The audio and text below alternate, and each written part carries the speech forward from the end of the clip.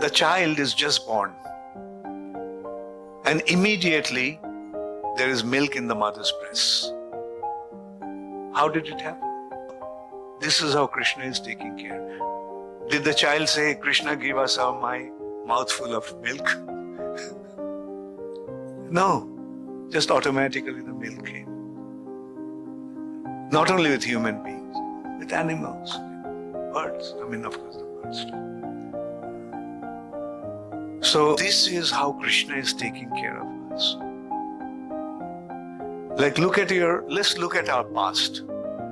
Did we ever starve? At least I don't remember. Even if I was wanting to fast, I'd been forced to eat. That is the situation. So in this way, Krishna is taking care of everyone. Okay, there may be some scarcity in the human society. Did you see any scarcity in the ant society? Bird society? Animal society? There may be hardship, but in the wilderness, in nature, we've never seen any animal starving to death. An elephant, how much food does the elephant need? At least 100 kilo per day. Has it supplied? But then question is, but there is scarcity in the human society. But the point is, the scarcity in the human society has been created by human beings. Krishna has provided for everyone. But somebody took that food that was meant for everyone, he stored it in his warehouse.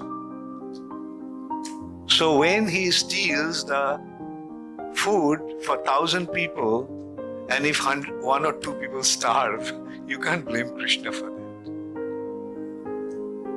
So this is how Krishna is taking care of us in every aspect. Okay, forget about the food. Oxygen, isn't that the most vital aspect of our living? But had there been any scarcity of oxygen? Did he ever pray to Krishna, Krishna, give me a lung full of oxygen? No, it is there.